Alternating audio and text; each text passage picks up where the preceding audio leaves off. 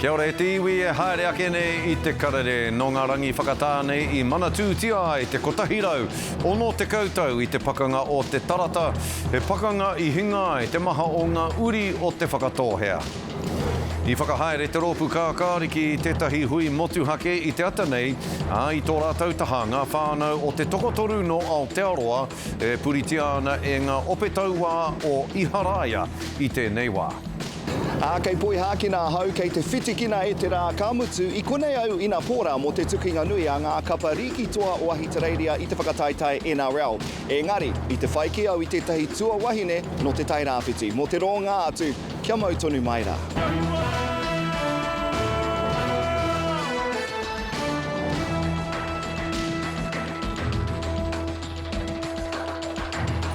Nō reira, kei ngā huia, kei manawa o tēnā marae, o tēnā whaitua, tēnā koutou katoa. Nō ngā rangi whakatāne I Manatū Tia te kotahirau, ono te koutou I te pakanga o te tarata, he pakanga I hinga I te maha o ngā uri o te whakatōhea, o tira I raupatungia I te hia mano eka whenua I te iwi. Ahakoa te mamai e ngau tonu ana, e hai tonu ana I ngā whatu manawa o ngā uri, e te tiro whakamua ana rātou ki tētahi anamata pai ake mō ngā uri whakaheke. I te rā inanahi I ōhui, ka whakatakotori atu e rātou e te whakatōhea ā rātou tono ki te kāwanatanga, me kore e tutuki o rātou wawata nui.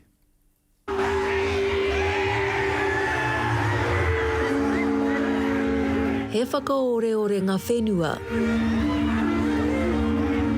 He riringitanga roimata ki ngā ika o te tarata. Parongo au I ngā mātua tīpuna rātau e ma te pare kurani. Me te aroha anō. Kia kore ai ware tia ngā uri whakaheke. Me te mihi anō kia mātātua whānui e whakaheke nei tainui. Nā iwi e hara mai ki te tautoko. Tuatahi ake ka rongo I te tangi I ngā taumahatanga. O a mātou tipuna, o a mātou pakeke. I riro I wē nā pakanga nui. Ka whakaeke mai ko ngā opetaua ki runga I a ōhui I tēnei rā, ka tino kitea I ngā tipuna, I te wairua. Anei rā te kaupapa e whakakotahi nei I nā roimata I tēnā wairua. Ka mao ko te ua, ka tau mai ko te kāwanatanga, o tira te minita whanake Māori atama pōtaka. Ka whakatakotohia te taura tārona ki mua I tōna roaro, hai tohu I ngā mahi whakarihariha te krauna, kia te whakatōhea.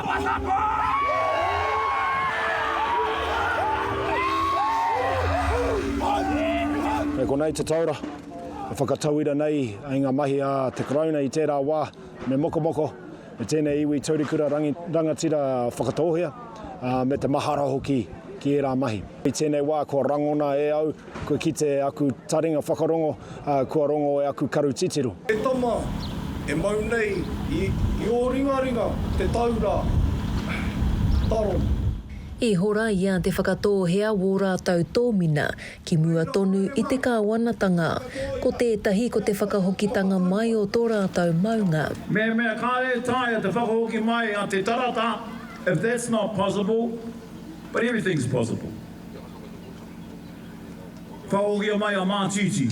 Ko te tuarua, ko te whakatū I tētahi kura kaupapa Māori. Ko kite hoki kāre ai ki te kōrero, kāre paku kura kaupapa ki roto I a Opotiki, ka miharo hoki. Te rongo e rā kōrero. I te mea kaunga rawa ngā kōrero o tēnei wāhi me te pōhe hoki a tama te minita kia konei. Nā reira, ka kawe au I tērā kaupapa ki a Minister Stanford, mana anō e whai whakaro. Ka mutu ko te whakatū I tētahi whare hai pupuri I ngā taonga me ngā kōrero tuku iho a te whakatōhea. Ko tētai pai tawhiti, whainga nui. O ngā tira, me ngā uri o te tarata, te whakatōhea, kia whakatūngia tō mātai whare tipuna tāne whirinaki. Tērā whare I ngā wā o mua, koira tētahi whare, o te whare nui, kaita o ngā whare, o ngā marae puta noa I te ao. Anā ko ngā taonga, ko ngā whakairo, ko ngā rapa, ko ngā taonga katoa o tērā whare, kei te noho ki roto i te tei heti. Tāpai ki tērā, kei roto hoki ngā taonga i ngā whare taonga puta noa i te motu. Nō reira ko tā mātou he whakakao mai. Kia whai wāhi tātou ki te whakātu i nei taonga, kātahi me ngā hītori ake o te whakatōhea. He kaupapa kua roa e wānangahia ana. He pūtea wā mātou, engari ko tāku tuku ki te kāwanatanga, kia whai huarahi e whai pūtea anō mātou ki te whakatutuki i tēnei moe a. Kei a te whakatōhea tērā anu hoki whakataunga ona, en pai tērā, kei te putanga kōrero te whakatōhea. Me whakanui anu hoki a te whakatōhea, me mahara anu hoki te muri, ingari me whakaruki a te mua. En koina hoki te pai o ngā tangata pēnei no, i te tamahata nei, me te nui o ngā rangatahi awake, kei te pirangi rātou ki te whakaruki a te mua, o te whakatōhea hei ngā rai harea kenei. Nō reira tino tautoko au i te rātu āhuatanga.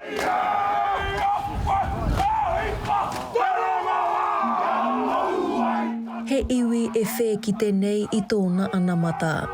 Ahakoa e ngau ki no tonu nei te mamai, ko tahirau e 60 tau i muri mai o te Parekura Nui. Wikitoria Day, Pūkaia. Kāti, no te ata nei whakahaerea e te rōpū kākāriki i tētahi hui motuhake ki te hunga pāpāho. I tō rātou taha, ngā whānau o te tokotoru no Aotearoa e puritia ana e ngā ope taua o Iharaia i tēnei wā. Ko te hiahi hoki o ngā whānau nei, kia rongohia ā rātou kōrero mō taua tokotoru. O tira, kia rongohia hoki e te kāwanatanga a Christopher Luxon, tā rātou karanga, kia tiakina ngā mō tika tāngata, kia whakahokia mai, taua tokotoru ki te kāinga. Kei a Mārena Mane te roanga atu. Nā i nei whakāhua o ngā tāngata i Gaza e noho kore kai ana, te take i whakaeke te tokotoru nei i tētahi o ngā pōti rima te kau, me te rima rau o e tahi atu. Ko tahi noa te kaupapa kia kawea atu he kai ki te hunga tino ma te kai. I te rangi nei e rite ana te whānau ki te tuku kōrero. The families have asked for a voice to be very clear about what needs to happen right now. And it is our honour to be able to support their voice and amplify what they are going through right now. I tuku kōrero mai te whānau o te tokotoru ko mauheretia me te karanga ki te kāwanatanga kia whakapeto ngoi, kia whakahokia mai rātou ki te kāinga. He is not seeking attention nor glory. Yusuf is a deeply compassionate New Zealander who found it difficult to turn away from injustice. I want the New Zealand government to impose sanctions on Israel for its persistent violations of international law, violations that have spanned over 7 decades now. And Rana, for me, when she born, she was my little toy when I was 5 years old. She was trying with her friends to do what our government should do. I think Samuel was, I'm so worried for him because I know his heart, I know my son, and his heart will be breaking because he failed. He failed. The ships didn't land and the supplies didn't get through. The last thing Samuel said on our communications when he was still at sea was, please keep the focus on Yusuf and Rana. When Palestinians come into Israeli jails, they suffer a great deal. Please keep the focus and the eyes of the country on them.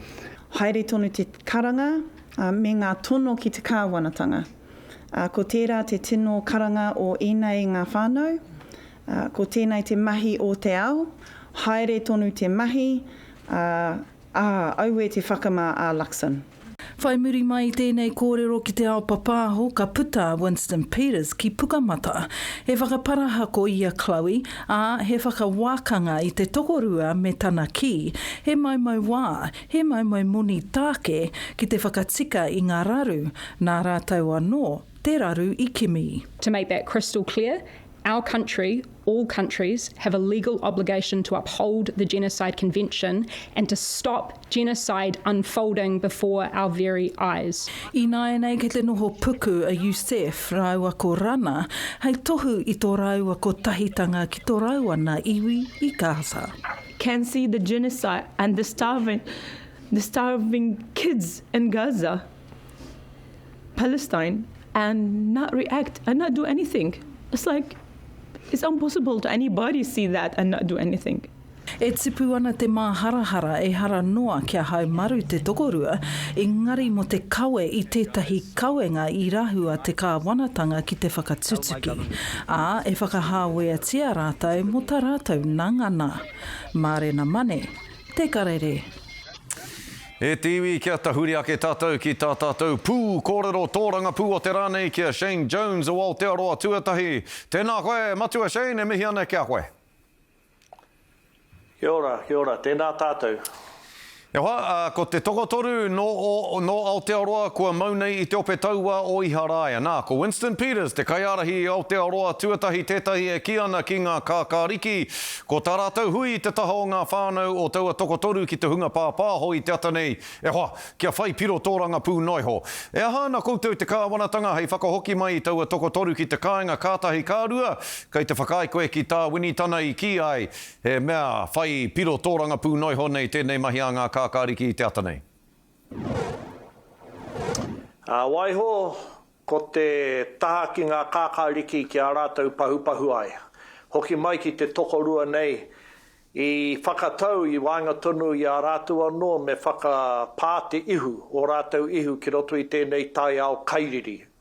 Ko wai te tangata e pōhehe ana ina tai ki reira ka māmā te haere. Nā, ko tai atu rātou me te hiano atu I runga I tērā kaipuke, nā, kua mau, ko ngā whakapai, ko kaha kena, engari horokau e hakapono ana ki tērā kōrero. Ko uru atu rātou ki roto I te tai wāhi, ka nui no atu I te kairiri. E heke ana te toto, e rere ana te mata. Hea take o rātou e haere ai ki reira, ka tai atu ki kona, ka tai ka tangi, nā te mea ko ururungia rātou I roto I te tai pakanga, e hinga ana, mate ana te tangata. Tika tonu tā winitana me te premier, me hoki mai rātou ki te kāinga, ko tēnei take mo te wahanga ki ngā kākāriki māku e ki, he kaha no rātou te rapu me pēhea rānei rātou e whai korori ai te tūtahi me ngā tamariki ko tai atu ki reira. Engari ko tāku ki tō tātou motu, e nā tono koutou I wā koutou tamariki ki ngā wāhi pēnei rawa te kino o te kairiri, pēhea rānei ngā whakaro I wāinga tonu I a koutou I te tuatahi kia tae ngā tamariki ki roto I te tai pito o te ao, pērā rawa te hohonu o te kino o te tahi ki te tahi. Engari, e kōrero ana koutou o te kāwanatanga ki te tokotoru kua maunei, e kōrero ana koutou ki a rātou I te mea, he tāngata e nei no Aotearoa nei, ko koutou te kāwanatanga o Aotearoa, ko te haipapa ia, kia manaaki, kia tiaki koutou I ngā tāngata o tēnei whenua, no reire e mahi nui ana rānei koutou o te kāwanatanga, kia hoki mai e nei tāngata no Aotearoa ki Aotearoa. E nā tūpono te kāwanatanga ki ngā raru pēnei, ko rakau e tika ana ki haka pāhongia, ia te kotahi haora e pēhea rānei ana ngā kōrero. Tika tonu tāhau, me rapu me pēhea rānei rātou hoki ora mai ai ki te kāinga. Nā e kore e kāhore we rā whakawhitiwhitinga I wāinga tonu I ngā apiha, kei te tari aorere, whakawhitingi ana me te kāwanatanga o Iharaira. Ka pai, hoki mai ki ngā kaupapa o roto Aotearoa nei, mo toku korokoro. Toi tū te tiriti me te mohio iho, kei tō ngākau te tiriti e noho ana e matua. Toi tū te tiriti kua whakarere rātou I te pāti Māori hei tā etahi. Ko te pūtake o te whakatakahanga o Maria Meno Kapakingi hei kei karawhiu I te wepu a te pāti Māori. Ko era te tino pūtake o tēnei wehenga nei I wainganui te pāti Māori me toi tū te tiriti. Pēhe o whakaro ki tēnei kūraku tanga ko hua ake I wainganui e nei ropu e rua nei. Ko tēnei wahine a Maria Meno wahine pakari. He wahine ko taunga me pēhea rānei tēnei me te tangata, te wahine, te tamariki rānei e whakaropungi ai, e whakatōpungi ai. Ora kau hoku kupu mo te take ona i mea te hea te take o rātou i whakataka i aia. Engari he mōhio nōku no tana haerenga ki hapani, kātahi ka tau te raururauru i wainga tonu i wāna hoa. Engari tikana tēnā wahine ki a haere i te taho e tahi wāna hoa no te whare pāremata ki rā wahi. E na uru mai te tangata hako no te hea pāti me rapu marika e rātou me pēhea rānei te mahitahi me ngā memo e rātou o ngā ropu. Nā te tahi wahine tēnei kua taunga ki ngā ritenga me ngā tikanga o tērā whenua i hapani, me taku mōhio kanui no atu tana kia pai ai te haere o ngā mahi tōranga pū, mahi Pākihi ki roto tonu i mea i te tai tokerau. Ka pai matua e mihi ana ki a koe, he rawe te kororo ki a koe i a te wiki, ka hoki tonu mai koe, ka takarure mai anō koe ki tēnei kaupapa ki a te karare, ki te hāpai ake i ngā rongorongo o te wā, ka mihi te ngākau ki a koe, matua Shane Jones, Aotearoa tuatahi, tēnā koe hoa. Kia ora, kia ora. Hoi anora e tiwi, hei muri ake i ngā whakatairanga anō nei i te korokoro o te parata, ngā Broncos i te whiringa tō te NRL i ngā pō, mea rawa ake ka mai ake rātou, kia toa rātou ki te Melbourne Storm o te ronga atu, kia mau tonu mai.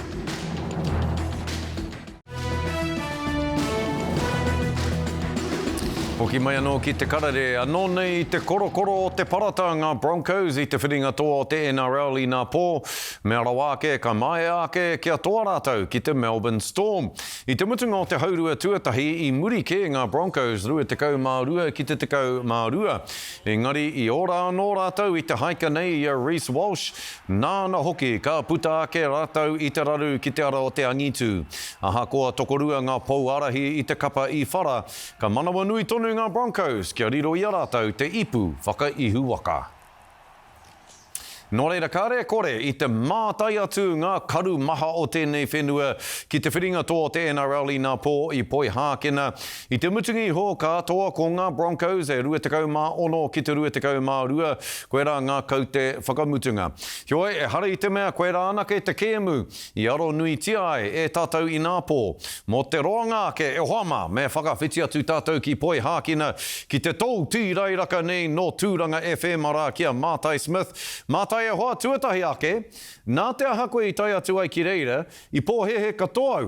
He tino apataki koe nā ngā wās, nā ngā tamatoa, ngā wās o konei e hoa. Te ahua nei, e kūpapatia ana e koe, tō tino kapa o tēnei whenua e hoa.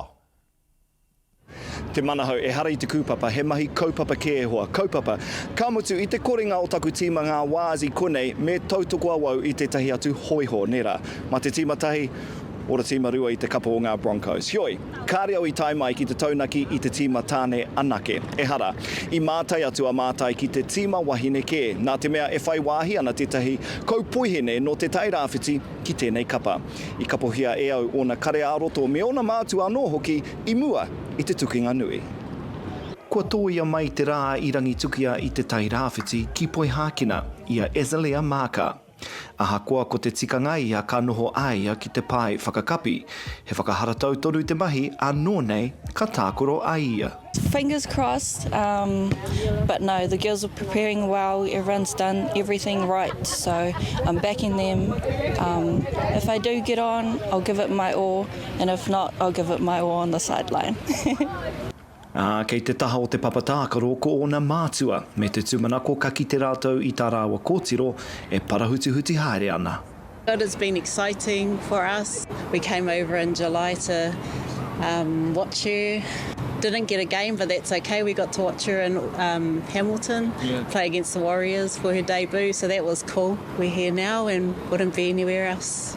E ai ki tōna pāpā i mate ki te hiapea tana tū hei kai tākoro toa mā Aotearoa i tōna whānautanga mai. When she was born, her papa Evie and I were in the hallway and he said, play for the Silver Ferns or play for the Black Ferns, and I just said, nah, I didn't care who she played for, as long as she was into it.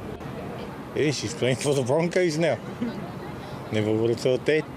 Kua Kua tākaro ia mā te kapa takiwhitu pāwhitu pōro Aotearoa I raro I ngā tau 18. Ko te whitu pōro tōna papa whakarewa. Yeah, I just love the fact that she's moved across. She's taken the big step towards a different code, left her home back in New Zealand and come across, which is, two big massive challenges for her. So she's sort of taking it in her stride. I te mutunga iho ahakoa tōna hiahia kia whai wāhi atu ki te tākaro auare ake. Engari, poho kereru katoa ia I te wikitoriatanga o te kapa nei. It was unreal, I've never felt anything like it. Overwhelming, happy, just full of emotions. Ahakoa kāre I puta ki te papa I tēnei kēmu, kei te mura tonu te ahi kia whita anō a muri ake nei. This year for me was a building year, next year we on, yeah. Ka mautu wehi nera heka mā kāti, he rau te mātakitaki tana kēmu I te pōrā me tā rātou Wikitoria. O tira ngā Wikitoria tanga e rua te manahau mā ngā Kapa Broncos. Engari, ko te tūmanako ia, ka whai wāhi ai ngā wās a te rātou. Nā te mea whakapono marika nāu, hei te rātou, no rātou te wā. Engari anō tō tīma rā ngā kāhu o Manly, te manahau. A kāti, me motu taku whakatoi I konei, ko hoki anō ki a koe. Ko he katoa kōrero mātai, no Manly te tau e tū mai nei, e hara I ngā tamatoa. Hoi nō rei tiwi, hei muri ake I ngā pānui hoko ko ngā huarere o te wā. E kare mai whai ake nei ko ngā tohu huarere.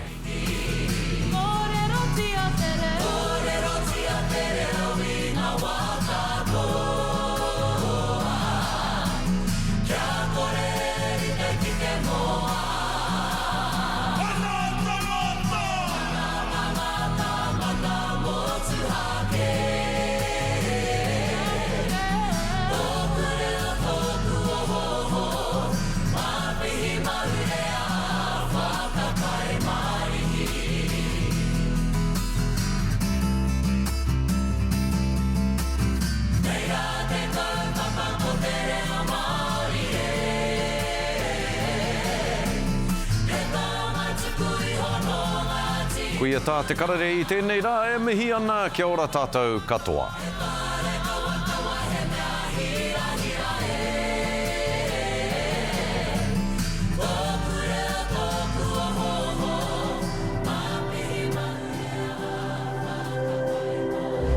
Ko te reo, te take.